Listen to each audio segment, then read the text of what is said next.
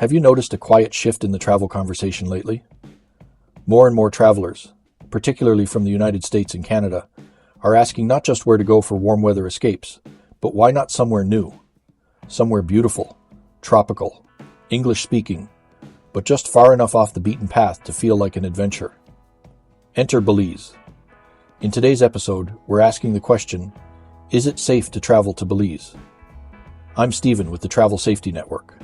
After more than 25 years working around the world in industrial safety and global risk management, I've now turned my attention to travel safety. My goal is to help you explore the world confidently, with your eyes open and your risks understood. And today, we're diving deep into the safety picture of Belize. Belize has long been on the radar of divers, nature lovers, and slow travelers. With its barrier reef, Caribbean coastlines, lush interior jungles, and rich Mayan history, it offers a lot for a relatively small country. But in the last couple of years, interest has surged. In fact, many North Americans are rethinking their usual winter destinations, like Florida or Arizona, due in part to the growing political and social tensions at home. Belize is increasingly being seen as a warm weather alternative that's welcoming, affordable, and culturally interesting. But of course, no destination is perfect. So what's the real story behind Belize's safety profile? Let's start with the basics. Belize is an English-speaking country, which alone removes one layer of travel risk for many. It also uses the Belize dollar, but US dollars are widely accepted, and the exchange rate is simple, 2 Belize dollars to 1 US dollar. This dual currency setup can make transactions easy, but it can also be a little confusing, and tourists should always double-check prices and change to avoid minor scams or mistakes. From a governmental standpoint, Belize has enjoyed relative political stability compared to some of its neighbors. That said, it's not without its challenges. Like many countries in Central America, Belize has wrestled with systemic inequality, underemployment, and drug-related crime. These issues are not front and center for the average traveler, especially one sticking to the coast or tourist routes, but they do shape the broader safety environment. When reviewing the travel advisories from the US State Department, Global Affairs Canada, the UK's FCDO, and Australia's Department of Foreign Affairs, a consistent theme emerges. Travelers should exercise a high degree of caution in certain parts of Belize, particularly Belize City.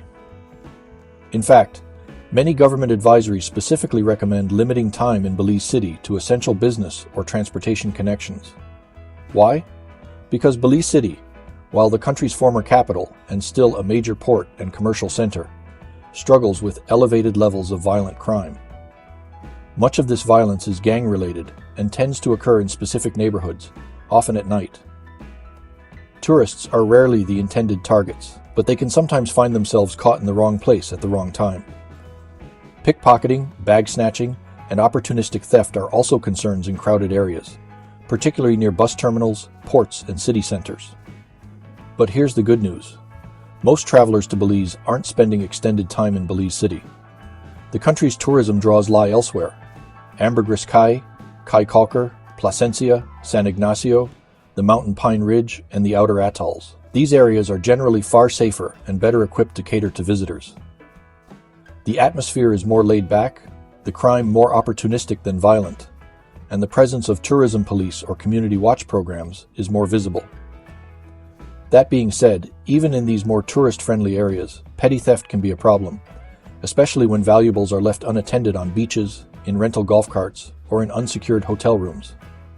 Most incidents are crimes of opportunity rather than targeted attacks. A locked door, a watchful eye, and some basic precautions go a long way. Let's talk about some of the lesser-known safety considerations. Water safety is one of them. While Belize boasts some incredible snorkeling, diving, and boating opportunities, it's important to remember that emergency services, particularly at sea or on remote cayes, can be limited. There are few decompression chambers in the country, and if you're diving or freediving, you'll want to ensure your insurance covers evacuation or medical transport. Be cautious with alcohol before or during water activities, and always verify that your tour operator is licensed and safety conscious. On land, food safety is generally quite good. Most tourist-oriented restaurants and resorts use safe food preparation practices. However, like anywhere in the tropics, foodborne illnesses can occur. Be cautious with street food, especially in hotter months, and consider carrying a basic stomach remedy or oral rehydration salts if you're particularly sensitive. Water quality, on the other hand, varies significantly. In many parts of Belize, particularly in rural or inland areas, tap water is not safe to drink. Bottled water is widely available, and many hotels and resorts provide purified water dispensers. Brushing your teeth with tap water isn't usually a problem in higher-end accommodations, but when in doubt, use bottled. Healthcare is another consideration. Belize does have hospitals and clinics, especially in Belize City and larger towns like San Ignacio or Dangriga. However, the quality of care can vary. In serious cases, medical evacuation to Mexico or even back to the United States is often recommended. For this reason, robust travel health insurance with medevac coverage is a must. Pharmacies are widespread, and many common medications can be purchased over the counter. But don't expect the same level of infrastructure or availability as you'd find in larger more developed nations. Culturally, Belize is an incredibly diverse country, with populations of Creole, Garifuna, Mestizo, Maya, Mennonite, and East Indian descent. It's a true cultural mosaic. English being the national language makes it easier to communicate and ask for help. That said, be respectful when photographing people or private properties, and know that some communities, especially more remote Maya villages, may have different norms or expectations for visitors. Socially and racially, Belize is generally tolerant and welcoming. Most visitors report friendly interactions and a laid-back vibe. However, LGBTQ+ travelers may want to exercise a little more caution, particularly outside of major tourist areas, as conservative attitudes still persist in parts of the country. Discretion and situational awareness are key. Transportation in Belize can be a mixed bag. Domestic flights are common and reliable, especially for reaching the cayes. The roads, however, vary dramatically in quality.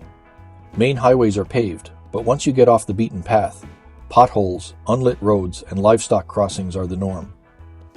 If you're renting a car, drive during daylight hours, plan your route carefully, and avoid speeding. Local police do conduct speed traps. The country's popular water taxis are generally reliable, but can be crowded and exposed to the elements. Always keep your bags close, and avoid boarding last if possible. Local buses, especially the retrofitted school buses, are cheap but slow and sometimes unreliable. They're best suited for shorter distances, or if you're looking for a more local experience. For private transport, use registered taxis or hotel-arranged drivers whenever possible. Rideshare apps are not widely used. Now let's return briefly to something I mentioned at the beginning: the growing interest in Belize as an alternative to the United States for snowbirds, retirees, and long-stay digital nomads. This interest is real and growing. With climate pressures, political polarization, and skyrocketing housing costs in places like Florida and Arizona, Belize has stepped into the spotlight. But it's not just the weather. The government has introduced a qualified retirement program that allows eligible expats to settle in the country with tax advantages.